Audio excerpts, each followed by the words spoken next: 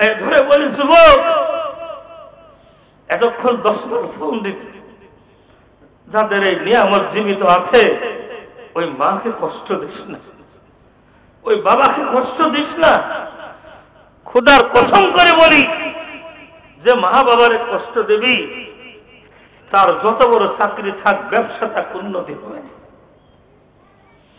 মা বাবা রাজি এবং খুশি, আল্লাহর সাত তোমাকে আসমান জমিন, এমনকি গর্তের পিপিলিকা সমুদ্রের মাছ পর্যন্ত আপনার জন্য কেঁদে কেঁদে আল্লাহর দরবারে দোয়া করবে। সুবহানাল্লাহ।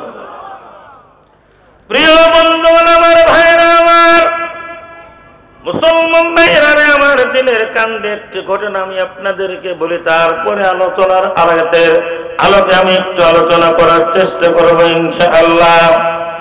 2007 সালে সৌদি আরবের রিয়াদ প্রধান বিচারপতির আদালতে একটা বিচারে গেল। মাত্র 13 দিন আগে একটা আর্টিকেল পত্রিকায় নিউজ এসেছিল পোর্টাল লাইনে। রিয়াদের প্রধান বিচারপতি, সুপ্রিম কোর্টের প্রধান বিচারপতির আদালতে চমৎকার একটা মামলা গেল। আমার মনে হয় পৃথিবীর ইতিহাসে এইরকম কোন মামলা আপনারা শোনেন নাই, আমি তো শুনি নাই। আমি ইংরেজি পত্রিকাটাই পড়লাম, বাংলায় তার এডিটিং করা আছে। আল্লাহর একজন বান্দা, আপন দুই ভাই, এক ভাইয়ের বয়স 47 বছর আর এক ভাইয়ের বয়স 37 বছর, বয়সের ব্যবধান মাত্র 10 থেকে 12 বছর। আল্লাহর বান্দার বাবা মারা গিয়েছেন আজ থেকে 20 বছর আগে, 2007 সালের থেকে 20 বছর আগে। তার কনিষ্ঠ ছোট ভাই, তিনি আল্লাহর বড় ভাই, আল্লাহওয়ালা ছোট ভাই বিচারকের আদালতে বিচার করেছে, বিচার দিয়েছে, অভিযোগ দাখিল করেছে। মহামান্য আদালত আমার বড় ভাই আমার অধিকার থেকে বঞ্চিত করে, আমার জান্নাতের অধিকার থেকে বঞ্চিত করে। বলে, কেমন ভাবে তোমার বড় ভাই তোমাকে জান্নাতের অধিকার থেকে বঞ্চিত করে, একটু বিস্তারিত বলো। তার কেসের ফাইলটার মধ্যে বিচারক খুঁজে দেখে তিনি অভিযোগ করেছে, মহামান্য আদালত, আজ থেকে 20 বছর আগে আমার বাবা মারা গিয়েছে। এই সুদীর্ঘ 20 বছর আমার মাকে আমার বড় ভাই খেদমত করে, সেবা সুসজ্জা করে। একটা দিনের জন্য আমি আমার মাকে আনতে পারি নাই, আমার কাছে নিতে পারি নাই। আমার মনে চায় আমার মাকে খেদমত করে আমি জান্নাতের মেহমান হয়ে কবরে যাব। আল্লাহর হাবিব সাল্লাল্লাহু আলাইহি ওয়াসাল্লাম বলেন, আল জান্নাতু তাহতা মিন আকদামিল উম্মাহাত, সন্তানের পায়ের নিচেই বেহেশত, মায়ের পায়ের নিচেই সন্তানের বেহেশত। কথা বলেন ঠিক কিনা? ছোট ভাই বিচারকের কাছে, আদালতের কাছে তিনি বিচার দিয়েছে, মহামান্য আদালত, আজ 20 বছর আমার মায়ের সেবা করতে পারি না, মায়ের খেদমত করতে পারি না। আমার মায়ের পায়ের তলায় আল্লাহর রাসূল বলেছেন জান্নাত, কিন্তু আমার ভাই আমার থেকে বঞ্চিত করে রেখেছেন, আমার মাকে আমার খেদমতের থেকে দূরে সরিয়ে রেখেছেন। বিচারক বড় ভাইকে ডাকলেন, কাঠ করে 2 জনকে দাঁড় করালেন, এক পাশে বড় ভাই আর এক পাশে ছোট ভাই। বিচারক বলে, আপনার বিরুদ্ধে আপনার ছোট ভাই অভিযোগ করেছে। আপনারা কি বুঝতে পারছেন কথাগুলো? কি অভিযোগ? 20 বছর আপনার বাবা মারা গিয়েছে, এই দীর্ঘ সময় পর্যন্ত আপনি আপনার মাকে আপনার কাছে রেখে দিয়েছেন, ছোট ভাইকে খেদমত করার সুযোগ দেন না। কথাটা কি সত্য? চোখের পানি ছেড়ে দিয়ে বড় ভাই বলে, জি মহামান্য আদালত, আমার ছোট ভাই আমার বিরুদ্ধে যে আর্গুমেন্ট করেছে, অভিযোগ করেছে, আমার এই অভিযোগের মধ্যে এক কিঞ্চিত মিথ্যা নাই। জোরে জোরে বলেন না আল্লাহু আকবার।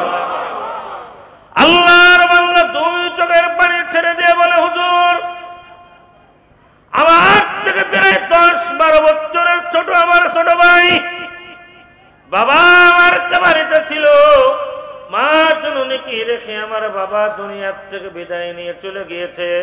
ও তো আমার থেকে পরে জন্মগ্রহণ করেছে। আমার মায়ের কোন সময় খাবার লাগে, কোন সময় পানি লাগে, কখন গোসলের প্রয়োজন হয়, কখন কি প্রয়োজন হয়, এইটা আমি ভালো বুঝি, আমার ছোট ভাই ভালো বোঝে না। এই কারণে আমার মা জননীকে আমার ছোট ভাইয়ের কাছে আমি দেই না, 1 নম্বর কারণ। 2 নম্বর কারণ, আল্লাহর নবীজি বলেছেন মায়ের পায়ের নিচে সন্তানের বেহেশত। আমি জান্নাত থেকে মুক্ত হতে চাই না, আমি জান্নাতে যেতে চাই, তাই মাকে আমার কাছে আমি রেখে দিয়েছি। একটু চিল্লাই বলেন আল্লাহু আকবার। 2 ভাই আদালতের কাঠ কুড়াই দাঁড়িয়ে অথর তারাই বিতরকের দিকে চেয়ে চেয়ে চোখের পানি ছেড়ে দেয়।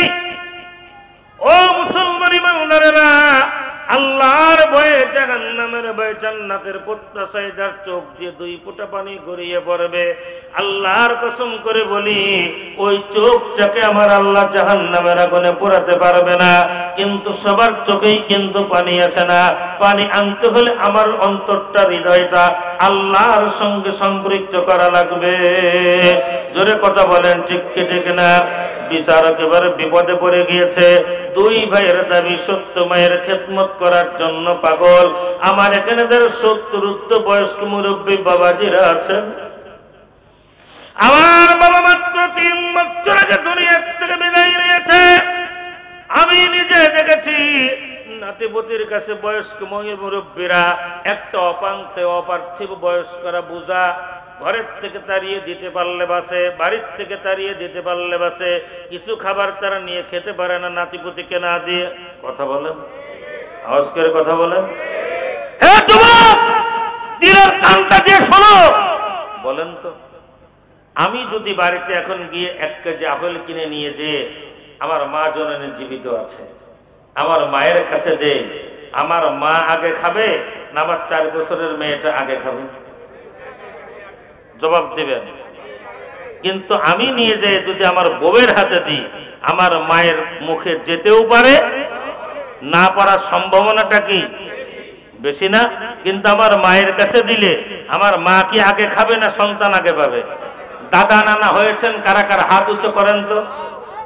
যারা দাদা নানা হয়েছেন, দাদা হয়েছেন, নানা হয়েছেন, দাদা নাতি যদি সামনে থাকে নাতিরে আগে দেবেন না আপনি আগে খাবেন? পৃথিবীর কোন দাদা নানা নাই যে নাতিপুতির সামনে থাকতে নাতির মুখে না দিয়ে নিজের রাক্ষসের মতো খায়। এরকম বাবা দাদা আছে? কিন্তু এরকম বহু বউ আছে, আমার বউ, আপনার বউ, বৌমা, যারা শ্বশুর শাশুড়িকে কিচ্ছু দেয় না, একাই রাতের অন্ধকারে খাইয়ে সুসা ফেলাইয়ে জানলাতে ফেলে রাখে। কথা বলেন। হে হারামখোর, হে যুবক, তুই যে তোর বউয়ের কাছে দিলি, তোর মা তোর বুকে দুগ্ধ খেয়ে লালন পালন করেছে, কিয়ামত পর্যন্ত মায়ের সেবা করলে, পায়ের চামড়া দিয়ে, শরীরের চামড়া দিয়ে মায়ের জুতা বানিয়ে দিলে মায়ের ঋণ পরিশোধ করতে পারবে? কথা বলেন। অথচ ওই সন্তানটা যদি মায়ের কাছে দিত, আমার মেয়েটা আগে পাবে না? একটু শুধু মাইন্ড সেটআপটা চেঞ্জ করা দরকার। শিক্ষক মানুষ তো, শুধু আপনার চিন্তার পরিবর্তন আনেন যে আমার বউয়ের হাতে না দিয়ে মায়ের হাতে দিতে। আমার বউ পাবে না, আমার মেয়ে পাবে না, আমার ছেলে পাবে না। আর যদি দেখেন আপনি বউয়ের কাছে দিয়েছেন, রাত্রেবেলায় 2 মাই বুটি খেয়ে জানালা দিয়ে খোসাটা বাইরে ফেলে রেখে দিয়েছে, আপনার মা সকালবেলা ঘরটা পরিষ্কার করতে গিয়ে যদি কমলা, আপেল, আঙ্গুর, বেদানার চুচাগুলি দেখে, আপনার মার মনটার ভিতরে কেমন লাগবে একটু বলেন তো? আপনার বুকটা ফেটে রক্তে বেরিয়ে আসবে না? কলিজাটা ফেটে যাবে না? চোখে পানি আনবে? আহ বলে মা যা আফসোস করবে, বাবার যা আফসোস হবে, আপনার জীবনের সকল উপার্জিত সম্পদ ধুলোয় মিশে যাবে মুহূর্তের মধ্যে। আয় বরকত হবে না, রুটি রুটি বরকত হবে না, ব্যবসা বাণিজ্য বরকত হবে না, চাকরি বাকরিতে কোনো জায়গায় উন্নতি করতে পারবেন না। আপনার ঘরে জান্নাত মাকে যদি কষ্ট দেন, বাবাকে যদি কষ্ট দেন। বয়স্ক মানুষ যারা 70 ঊর্ধ্ব, এদের মানসিকতা কেমন হয় জানেন? ছোট্ট বাচ্চারা আপনারা সাথে করে নিয়ে গেলে দাদু চিপস কিনে দাও, ক্যান্ডি কিনে দাও, পটেটো কিনে দাও বলে না? যারা এখানে 70-এর উপরে বয়স, প্রত্যেকটা মানুষের মনে ওইটা চায়। এই যে মুরব্বী সামনে বসা, বলতে পারে না ছেলের কাছে টাকা নাই, বৌমা ঝাড়ি মারবে, নাতিপুতির কাছে টাকা নাই, কিন্তু মনে চায় না একটু রসগোল্লা খাই, একটু ফল খাই, কিন্তু বলতে পারে না। আমার বাবাকে আমি দেখেছি, বলতে পারতো না, আমি নিজে নিয়ে দিতাম, নাতিপুতির ঘোড়ার ডিম খাওয়াই দিত। এরপরে বুদ্ধি করে গাড়িতে নিয়ে বাজারের ভিতর বসাই দিতাম, পেট ভরিয়ে তৃপ্তি সহকারে খেত। আমার যুবক, আজ তো আমি সারা দুনিয়াতে ঘুরে বেড়াইলেও একটা কমলা একটা আপেল আমার বাবার কবরের পাশে নিয়ে দিতে পারবো না। আপনি দিতে পারবেন না। পায়ে ধরে বলি, যুবক, এতক্ষণ 10 বার ফোন দিতে, যাদের এই নিয়ামত জীবিত আছে, ওই মাকে কষ্ট দিস না, ওই বাবাকে কষ্ট দিস না। খোদার কসম করে বলি, যে মা বাবারে কষ্ট দিবি, তার যত বড় চাকরি থাক, ব্যবসা থাক, উন্নতি হবে না। মা বাবা রাজি এবং খুশি, আল্লাহ সাত আসমান জমিন, এমনকি গর্তের পৃথিবীকে সমুদ্রের মাছ পর্যন্ত আপনার জন্য কেঁদে কেঁদে আল্লাহর দরবারে দোয়া করবে। সুবহানাল্লাহ। মা বাবাকে কষ্ট দিবে? মহামান্য আদালত এবার চরম বিপদে পড়ে গিয়েছে। 2 ভাই মায়ের সেবা করার জন্য পাগল, কিন্তু মা তো একটা। বিচারক বলল, এই বিচার করার মতো সক্ষমতা আমার নাই, মা জননীকে ডেকে আনা হোক। পুলিশেরা গিয়ে মা জননীকে হুইল চেয়ারে নিয়ে সামনে আনা হলো। মা কত বড় বুদ্ধিমান, কত বড় জ্ঞানী। আমাদের অনেক বাবা আছে এরকম ব্যাককল, এক ছেলেকে সম্পদ দিয়ে দেয় আর এক ছেলেকে দেয় না, একজনকে ফাঁকি দেয় আর একজনকে লাকি বানিয়ে দেয়। বলেন আছেন না নাই? এইরকম কোন বাবা যদি এখানে থেকে থাকেন, তওবা করেন। আপনার সম্পত্তিতে আপনার ছেলের অধিকার রয়েছে, আপনার মেয়ের অধিকার রয়েছে, আপনার স্ত্রীর অধিকার রয়েছে। যদি আপনি ফাঁকি দেন, আপনার অধিকার হরণ করার মতো কবিরা গুনাহ হবে। ডাকাত করলে, চুরি করলে, ছিনতাই করলে যেই গুনাহ হবে, সন্তানকে ফাঁকি দিলে অনুরূপ গুনাহ কিন্তু আপনার খাতায় জমা হবে। এই জন্য আপনি বড় হুঁশিয়ার, বড় হুঁশিয়ার। মহামান্য আদালত মা জননীকে ডেকে আনলেন, বললেন, মা জননীকে, আপনার এই বিচারটা আমার করার ক্ষমতা নাই। আপনার 2টা ছেলেই পাগল, মাকে তারা সেবা করবে, মায়ের সেবা করে জান্নাতে যেতে চায়।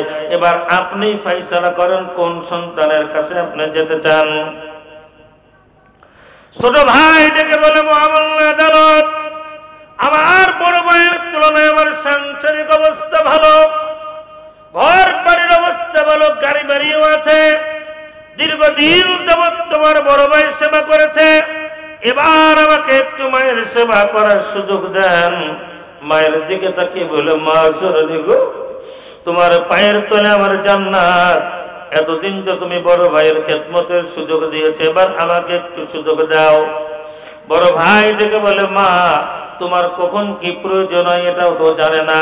আমি 10 বছর তোমার সঙ্গে সেবা করি, খেদমত করি, আমার আলাদা একটা এক্সপিরিয়েন্স হয়ে গিয়েছে, অভিজ্ঞতা হয়ে গিয়েছে। তুমি আমার বাড়িতেই থাকো। মধুর সালিস না? মধুর সমস্যা না? এইরকম সন্তান কার কার পেটে আছে? হ্যাঁ, একমাত্র পাবেন এই তলবে ইলমদের আলেম ওলামাদের। বিচারক 2 ভাইয়ের কথা শুনে চোখের পানি ছেড়ে দিলেন। কাঠ করে 2 দিকে 2 ভাই চোখের পানি ছেড়ে দেয়। মা জননী সামনে দাঁড়িয়ে একবার ছোট ছেলের দিকে তাকায় আর একবার বড় ছেলের দিকে তাকায়, আর দর দর করে চোখের পানি ছেড়ে দিয়ে বলে, মহামান্য আদালত, আমার 2টা ছেলেই খেদমত করে জান্নাতে যেতে চাই। আমার কোন ছেলেকে আমি খেদমতের থেকে বঞ্চিত করতে পারবো না। আপনার একটা উত্তম ফয়সালা করে দেন। বিচারক অনেক চিন্তা ভাবনা করে, অনেক গবেষণা করে এবার চূড়ান্ত রায় লিখে দিলেন। দীর্ঘ 10 বছর যাবৎ যেহেতু মায়ের বড় ভাইয়ের কাছে ছিল, এখন থেকে ছোট ভাইয়ের খেদমতে থাকবে। তবে সত্য হলো, যখন বড় ভাইয়ের ইচ্ছা মায়ের জন্য 24 ঘন্টা ঘরের দরজা উন্মুক্ত থাকবে। মাকে আনার জন্য তিনি যখন যাবেন, সেবা করার জন্য যাবেন, খেদমত করার জন্য যাবেন, কখনো বাধা দেওয়া যাবে না, নিষেধ করা যাবে না। আর যদি মায়ের সেবার মধ্যে ত্রুটি বিচ্যুতি পরিলক্ষিত হয়, আবার পুনরায় বড় ভাই তার মাকে নিয়ে আসতে পারবে। একবার জোরে চিৎকার করে বলবেন না আল্লাহু আকবার? মুসলমান ইমানদার ভাইরা রে আমার, এই দুনিয়াতে জান্নাত যদি কামাই করতে চাও, মা বাবার সেবা করো, মায়ের সেবা করো, বাবার সেবা করো। আল্লাহ রাব্বুল আলামিন বলেন, রব্বিরহামহুমা কামা রাব্বায়ানি صغيرا জোরে জোরে বলেন আল্লাহু আকবার। আপনার বাবা যখন বার্ধক্যে পরিণত হয়, মা যখন বার্ধক্যে পরিণত হয়, তার পেশাব পরিষ্কার করতে চান না, পায়খানা পরিষ্কার করতে চান না, একটু উল্টো পাল্টা বকলে ধমক দেন, রাগ করেন। অথচ আপনার নিজের বিবেকের থেকে একটু তাকিয়ে দেখেন, ছোট্ট নাতিরা দাদা দাদা বলে কতবার আপনার চিৎকার করে ডাকে। আপনার ছোট্ট ছেলেটা, আপনার মেয়েটা আপনাকে হাজারবার আব্বু বলে ডাকে। একটি বারের জন্য তো আপনি বিরক্ত হন না, বরঞ্চ আনন্দ পান। কথা বলেন। আমি যখন আমার মাকে মা বলে ডেকেছিলাম, আমার ছোট্ট মেয়েটা যত রাত বাড়িতে না যাই, ঘুমিয়ে থাকে না, জাগ্রত থাকে, আমি বাড়িতে যাবো, হাজারবার ডাক দিবে, বিরক্ত হয়ে যায়, কিন্তু রাগ করে না।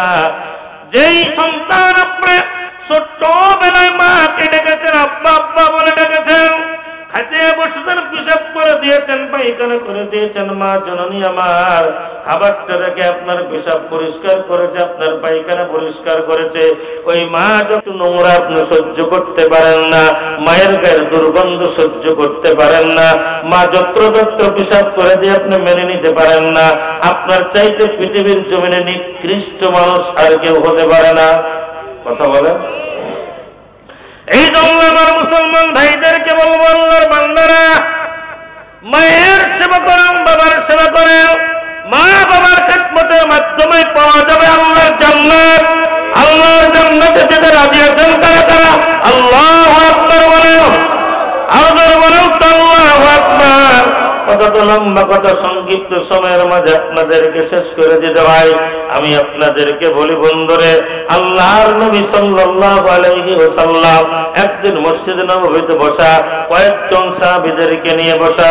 হঠাৎ করে নবীজি আমার দেখে মসজিদে নববীর ভিতরে একজন বৃদ্ধা মহিলা, উল্লুখুল্ল চেহারা, চেহারার মধ্যে দীর্ঘ সবরের ছাপ পরিলক্ষিত হয়, উস্কো শুষ্কো চেহারা। আল্লাহর নবীজি অনুপ্রবেশ করা মাত্রই তিনি উঠে গেলেন, সাহাবায়ে কিরামদেরকে বললেন, তোমরা বসো, আমি একটু কথা বলে আসি। নিজের গায়ের চাদরটা নবীজি আমার মসজিদ নববীর ভিতরে বিছিয়ে দিলেন, মহিলাকে বসতে দিলেন, তার জন্য উত্তম মেহমানদারির ব্যবস্থা করলেন। যতক্ষণ পর্যন্ত নবীজির সামনে মহিলা থাকলেন, একবারের জন্য নবীজি চোখের পলক ফেলান নাই, অন্যত্র যান নাই, কারোর সঙ্গে কথোপকথন করেন নাই। ওই বৃদ্ধা মহিলা পুনরায় যখন রওনা দিবেন, আল্লাহর নবীজি অনেকগুলো উপটোকন হাদিয়া তার হাতে দিয়ে মসজিদের নববীর থেকে যত দূর এখানে যায় এগিয়ে দিয়ে আসলেন। আল্লাহর হাবিব মসজিদের নববীর দরজা ধরে দাঁড়িয়ে লইলেন। পাহাড়িয়া পথ যত দূর দেখা যায়, আল্লাহর নবী অপলক দৃষ্টিতে চেয়েছে, চোখের পানিগুলি ছেড়ে দিলেন। আল্লাহর নবী চোখের আড়াল হয়ে গেলেন। নবীজি আমার পুনরায় মসজিদের নববীতে এসে বসলেন। সাহাবায়ে কেরাম জিজ্ঞেস করেন, নবী গো, আপনাদের শুধু আখরি যেমন আর পয়গম্বর না, সকল সাইয়্যিদুল মুরসালিন নবীদেরও আপনি ইমাম। সুবহানাল্লাহ বলেন না? আপনাকে রাজি খুশি না করলে জাহান্নাম ছাড়া জান্নাতে যাওয়া যাবে না। আপনি যদি কারোর উপর খুশি হয়ে যান, জাহান্নাম অবধারিত। আর আপনি নবী যদি কাউকে বলেন যে ওই লোকটা জান্নাতি, জান্নাত ওর জন্য ওয়াজিব।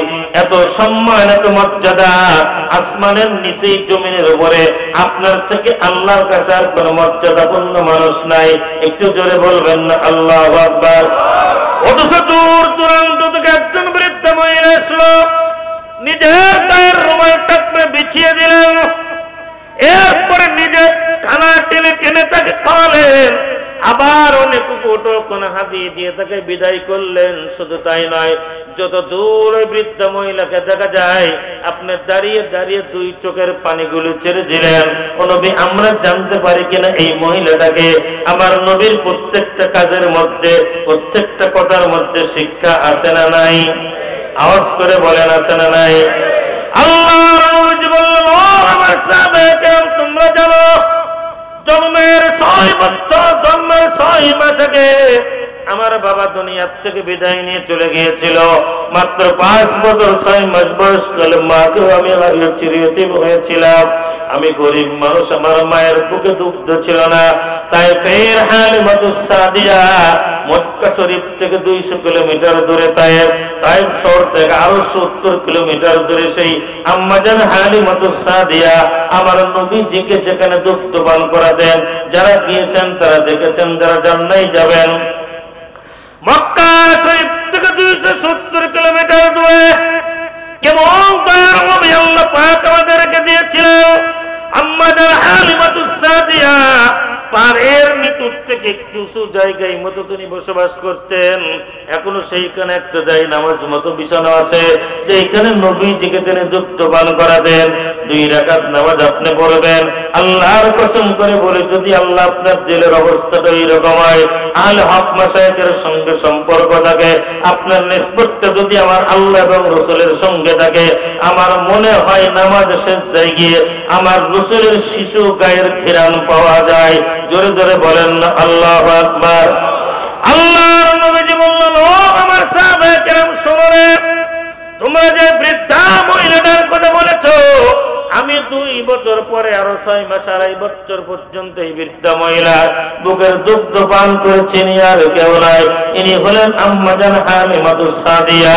জোরে জোরে চিৎকার করে বলেন না আল্লাহু আকবার।